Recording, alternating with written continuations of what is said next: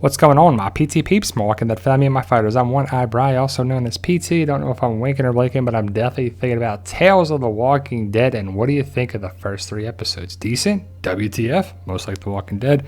Spoiler warning for all things Walking Dead, that's for sure, especially the first 3 episodes of Tales of the Walking Dead Season 1. So, first and foremost, I'm glad we have some Walking Dead universe content out there. It's kind of a little more wait until October 2nd when The Walking Dead returns. And the first episode with Evie and Joe was okay.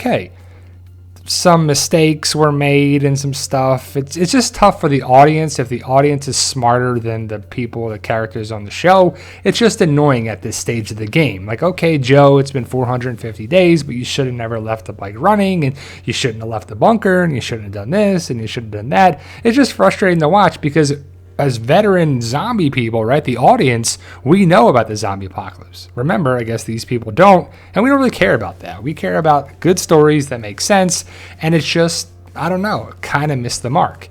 This lady is cuckoo for Cocoa Puffs, and I get it, and it's cool. We get some villains, we get some craziness, and we get some comedy. Like, I couldn't help but laugh. She's like, ah! Like, what's going on there? But it's just funny. The biggest question all of us have is, why did you leave the bunker so soon? You could have left it at some point, and you're just walking in the woods and walking down the street, and I guess you went back to Ohio. Then we had the second episode, and WTF.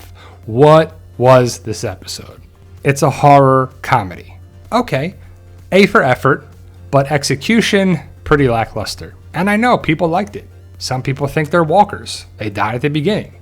And again, some people like this episode. They're like, oh, I liked it was different, and I liked it was this, and I liked it was different stuff there. Great. Keep watching. Keep watching it a couple times. Watch it for me, even though I did watch this episode twice. And gone are the days, for me at least, that I'm trying to figure stuff out. Because when stuff like this happens, Tales of the Walking Dead, Fear the Walking Dead, World Beyond, we're like, all right, just watch it, support it, and keep it rolling. And yes, there was some comedic, funny parts, and that's what the point of the episode was, like when the cigarette dropped, nothing.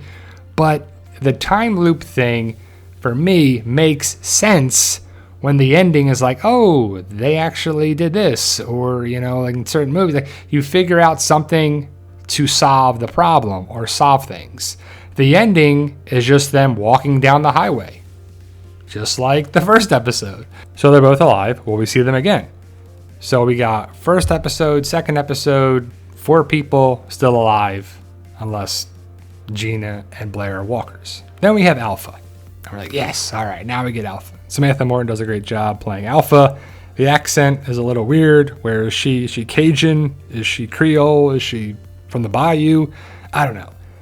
The Lydia D story was good. Young Lydia reminded me a lot of young Carl, like, stay in the house. What are you doing? And again, these episodes have to be expedited, and they feel rushed because they're like 40-some minutes. We learned that Hera started the Whispers, which is cool, even though I kind of thought Alpha started the Whispers, but now we know that this Hera lady did. Kind of cool, kind of plot hole-ish, plot of like, what the... And I kind of thought that it makes sense that Alpha's mask is Hera's face. I kind of thought she was going to do this to Brooke, and it didn't happen. But the whole thing with Brooke trying to be a nice person just kind of felt bad for her. And this episode felt more like The Walking Dead than the other 2.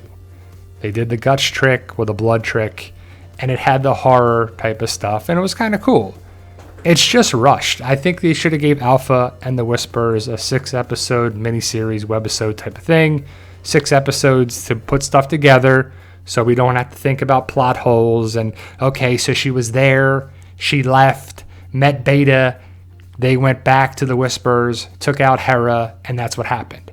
So we have to be problem solvers, put 2 and 2 together. When's the timeline? Think about this. Like, gone the days, for me at least. Like, I don't really want to have to do that much homework anymore.